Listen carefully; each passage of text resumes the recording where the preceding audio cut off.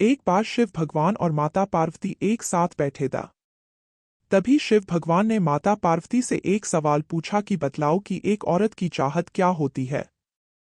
तभी माता पार्वती ने यूएनएचई एक कहानी सुनाई और बोला कि आप ये कहानी के माध्यम से हाई अंदाजा लगाओ कि एक औरत के चाहत क्या होती है।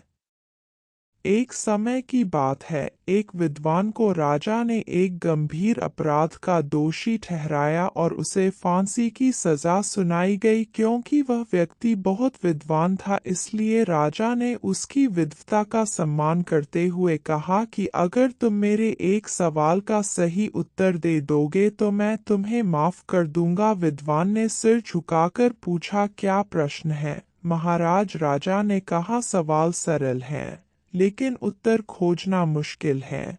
इस पर विद्वान ने कहा कि महाराज आप सवाल बताओ, मैं उत्तर खोजने का प्रयास करूंगा। इस पर राजा ने पूछा कि बताओ स्त्री वास्तव में चाहती क्या है, यानी हर स्त्री की चाहत क्या होती है। विद्वान सोच में पड़ गया। उसने बहुत सोच विचार किया लेकिन उचित उत्तर नहीं मिल सका। तब उसने कहा कि महाराज इस प्रश्न का उत्तर खोजने के लिए मुझे कुछ समय प्रदान कीजिए, मैं अवश्य ही उत्तर खोजकर आपको बता दूंगा। राजा ने उसे 1 साल का समय दिया और कहा कि आज से ठीक 1 साल के अंदर अगर तुम इस सवाल का जवाब नहीं बता पाए तो तुम्हें बिना कोई अवसर दिए फांसी दे दी जाएगी। विद्वान इस बात पर सहमत हो गया और राजा के प्रश्न का उत्तर जानने के लिए निकल पड़ा। विद्वान ने पूरे राज्य में घूमकर कई ज्ञानी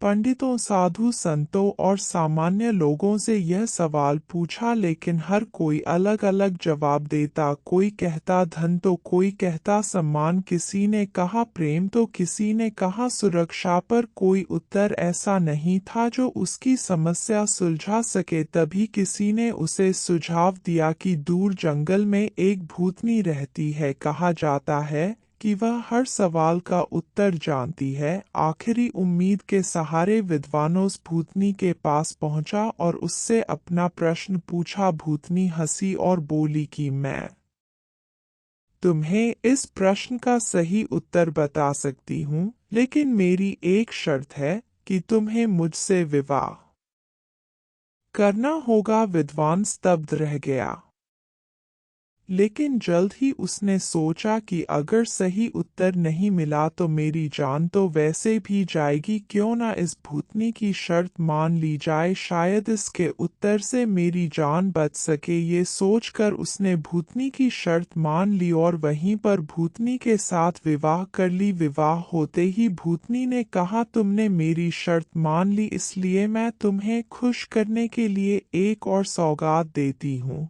मैं दिन के 12 घंटे सुंदर परी बनकर रहूंगी और 12 घंटे भूतनी, लेकिन यह तुम तय करो कि मैं दिन में परी बनूं या रात में। विद्वान गहरी सोच में पड़ गया। उसने विचार किया कि अगर यह दिन मैं परी बनकर रहेंगी तो दुनिया देखेगी, लेकिन मेरा रातें काटना मुश्किल हो जाएगा, और अगर यह रात में परी बनी तो दिन नीरस हो जाएगा। अंत में उसने मुस्कुराते हुए कहा कि प्रिय, तुम्हें जो भी अच्छा लगे तुम वही करो, मेरी खुशी तुम्हारी मर्जी में। विद्वान की बात सुनकर भूतनी भावुक हो गई। उसने कहा, क्योंकि तुमने मुझे अपनी मर्जी का अधिकार दिया है, इसलिए मैं हमेशा के लिए परी ही बनकर रहूंगी। और फिर उसने विद्वान को स्त्रियों की सबसे बड़ी चाहत का उत्तर बताया। उसने कहा कि स्त्री हमेशा अपनी मर्जी से जीना चाहती है। अगर उसे यह